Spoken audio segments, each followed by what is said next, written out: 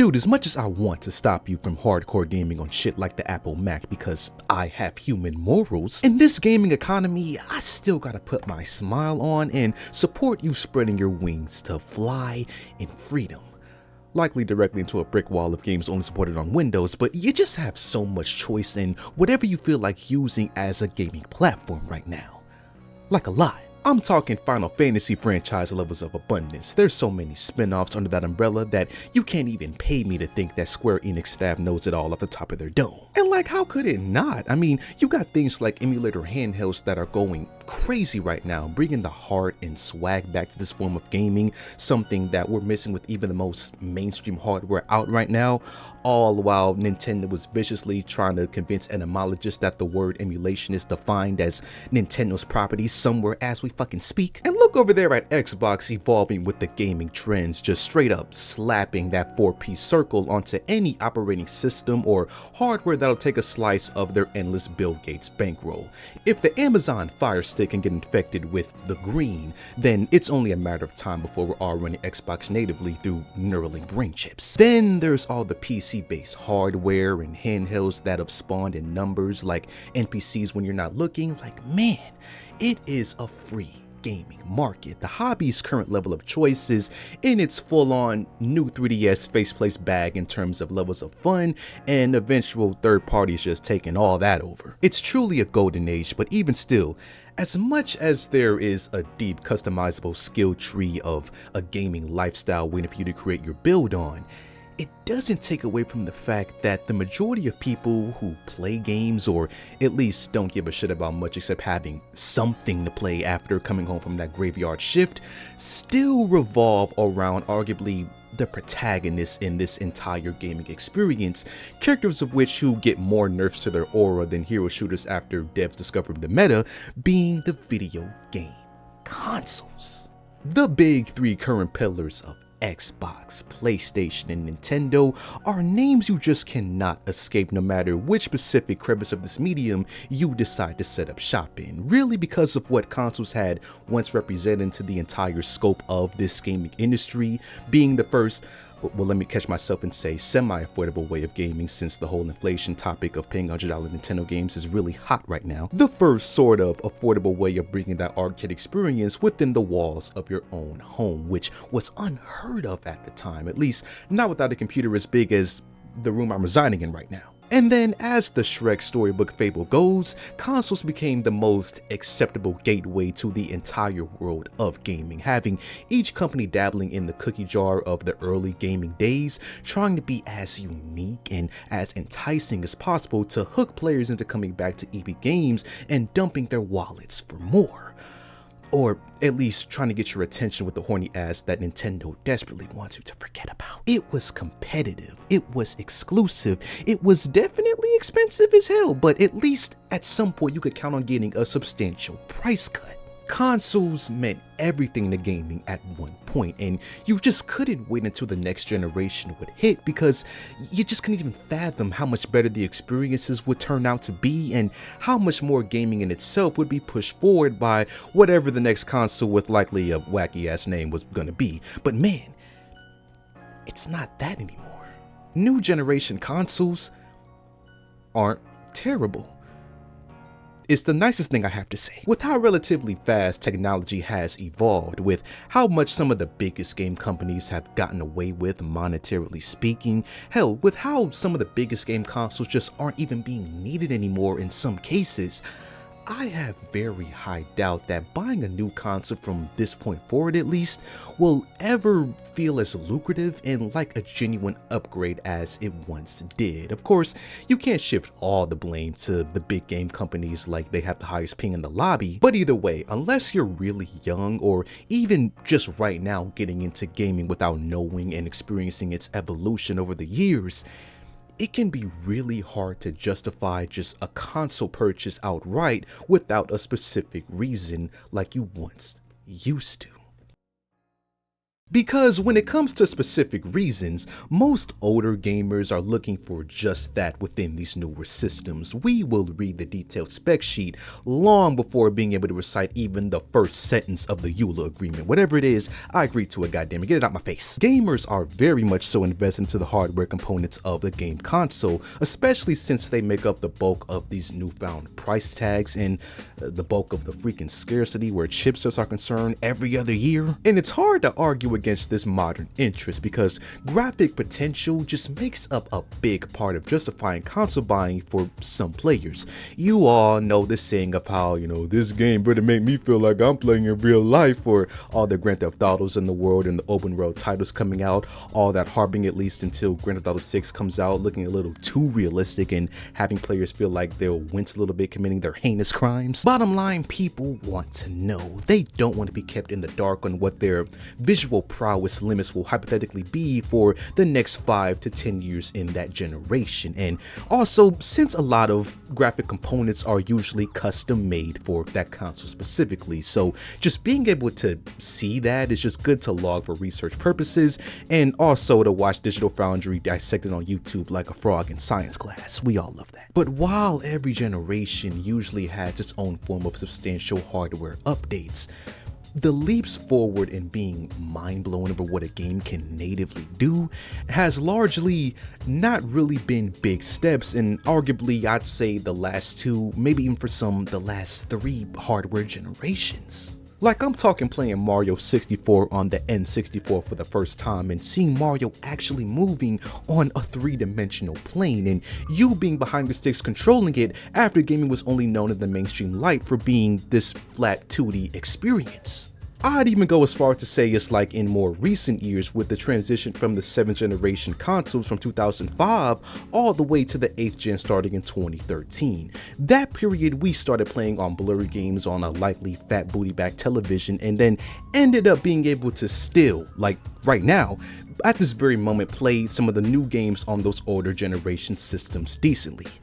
Decently, of course, being subjective. But comparing that to now, where it feels like we've been in the HD gaming era for so long, players, they love the fidelity of new games like Senua Hellblade or even Cyberpunk 2077 after that game finally hit puberty. But due to overexposure of these next-gen graphics and a hell of a lot of poor, just core gameplay trends, people just are not as excited about seeing good graphics in big games, as it's kind of expected for the big titles that have built their name off of it. But even then, if a franchise like Assassin's Creed decided to one day come out with a Wind Waker Zelda art style game that was actually fun and dominated the charts, they could probably get away with it. I mean, if Switch 2 can have PS4 graphics in 2025 with a decent library of games eventually, then it can be green for anyone else if it's done right. But that timeline isn't even a conceivable option for some studios, as they are just too deep in their ways. Of course though, in their defense, it's not that most players don't want there to be some form of new titles that push the industry forward hardware speaking, but with how quickly we went from HD to fake 8K on launch PS5 boxes, the realm of graphic innovation has kind of been at a stagnating rate in recent years, only adding very few new features that not even the naked eye could probably catch outside of maybe the frame rate and the refresh rate, all to consoles that, don't get me wrong, they look amazing, but still for some not enough to justify the almost full-blown PC build like game console prices, because at that point you can just build a PC and have the option to upgrade specific components. And yeah, I know, within the whole PC gaming versus console, there are just a lot of factors to be talked about within that, whole conversation. And probably the main point being, consoles are just way more accessible than outright building a new computer. The cable management alone would send the average Joe into an aneurysm. But dude, if the latest graphics are your bread and butter, your Joy-Cons to your bona fide Android tablet, at some point, you gotta start having that conversation on what is worth it to you once the base console prices start poking at that inevitable 4-digit price tag, boasting some of the same capabilities of a current gen AMD or Nvidia graphic card. something that a lot of gamers have already done in the current generation, as they have even less of a reason to pick up a console at retail, given that probably the only real thing that they care about anyway on these systems seems to be changing for the worst or for the better if you like accessibility, and that's just being the shifting of game selections on some consoles. Now, unfortunately, I gotta interrupt this broadcast to say that we gotta give a presidential pardon to Nintendo when it comes to the whole talk of console exclusives, since right now they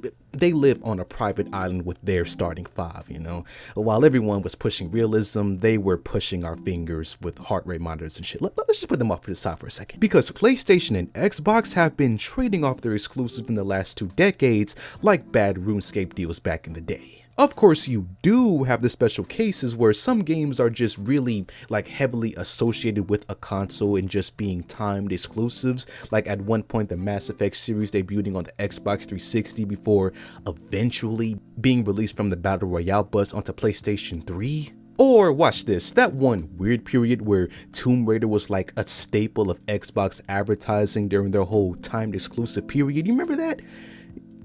You remember that. You don't want to, but you do. But now with the rise of cross-playing within different platforms and companies wanting to capitalize literally wherever a dollar could possibly be made, Xbox's strategy to port their newfound exclusive, courtesy of that Bill Gates bankroll, all over to PlayStation consoles, and then PlayStation sending their IPs to PC after about a year or two after the console release, and usually both being super successful as hell in doing so, it's done nothing less than redefine what it means to look forward to the next console generation. And look, as much as I want to use this as like my, excuse for this section of the video to talk about the overall detriment of using consoles, I can cast a bad spell, but I can't tell you a lie. Playing all these games on PC without needing to chuck out an extra likely $1,000 for both consoles respectively just to experience their exclusive games is a future that I wholeheartedly have and will continue to get behind. However, the people that I feel the most sad for in this equation are the players who choose to only main one console going forward, specifically mostly Xbox's side of things right now, since investing into likely an expensive machine without it feeling important to your whole fandom of the company that made it is a very dream-crushing feeling, man. It's not the end of the world, just making it real easier to let that machine collect dust and only get GameStop trade and lowball level offers for. But even though losing exclusives is a shared trauma that only a percentage of gamers decide to feel, one factor that we all as a collective swamp ass sweaty palm community feel is the wait times in between, each new game that we genuinely look forward to within a console generation that can seriously financially just justify putting off buying things like a Mario Kart World machine right now. I think Nintendo's calling it like a Switch 2 or something. Game development is not in a good state right now at the high level. I mean, what used to be the span of an entire console generation is how long some of these studios are like spending on creating one game, and they still turn out trash. And of course, don't crucify me yet. There are always just new games coming out of the indie and just lower budget nature that you can experience and coast on until the next big thing hits the YouTube developer showcase live streams. But casual fans who are, in the cycle of just general console gaming usage usually have like a limited window of games that they're looking forward to within a system's lifespan. All games that usually take a very long time to come out with how complex developing has become, and are almost always subject to either delays or launching in shapes that are borderline unplayable because you're really paying for a game's potential. You really thought you were buying a polished title? But when it comes to that waiting time, that is undoubtedly a big factor that is actively losing players in the gaming industry, or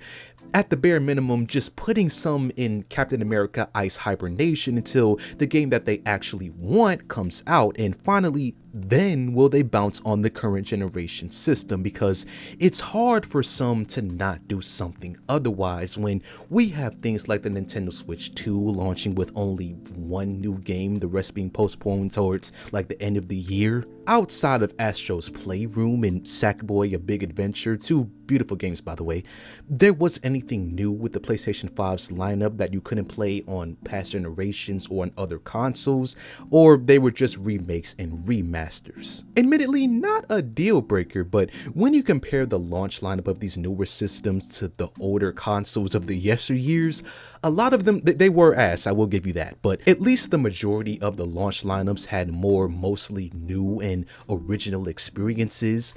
I'm saying that as original as Disney's Untamed Tarzan for the GameCube could possibly get. But all I'm saying is that now it seems to be the case that for most of the first few years of a console's existence, it's being reserved for re-releasing old games and then setting checkpoints every once in a while in the form of actual new titles, which unfortunately it seems to be at the fault of just what it takes to even create a new game at the quality that players will undoubtedly expect within a new console generation. For now, at least, until the industry find ways to abuse AI as much as they can, entry-level developers. But hey man, what do I know? I'm just a wizard. So what could you hypothetically do? What could you tell someone who still loves consoles but are failing to see the point in continuing supporting and outright buying into these new generations, given all the reasons where the industry itself is pushing to make gaming easier without even needing a console at all? What do you say to a person like that? Well, it's time to start modding and pirating, is what I would say if we were talking in person, but bringing it back to the point of the video and the details I listed when I first started yapping in the first place, you just have so much choice right now. In this day and age, I do believe that consoles are a very limiting thing if you really want to branch out into the convenience and variety sides that gaming has to offer in the big 2025 and beyond. Staying within just one console ecosystem will never be a bad thing to probably anyone ever in gaming, because I still do think that for the foreseeable future, at least, gaming will continue to just revolve around consoles in some way, shape, or form, at least for the day one experiences. So if you still want that structure in your gaming lifestyle or the simpleness of it all, bro, head down to Target and pick up one of those budget-powered Xbox Series S consoles for the low and amazing price of now $379. Game consoles always have and will continue to forever be compared to the more advanced PC hardware, but as generations go on, companies are obviously trying to shift the gap between the traditional console and the high-end PC magic of things to be as close as joysticks on a controller, which consoles, graphically speaking, will continue to look just amazing, but at this point it kind of runs down the whole justification of the purchase if you are just not 10 toes down into the whole modern era of gaming. So if that's you, cool. If it's not you, still cool. Gaming doesn't have a definition other than being fun as hell to your perspective, so whatever floats your boat makes mine sail even faster, because even though consoles are becoming less of a sort of commodity to the gaming lifestyle, they still hold their specific value to those who want to continue supporting the hardware where we all likely came from.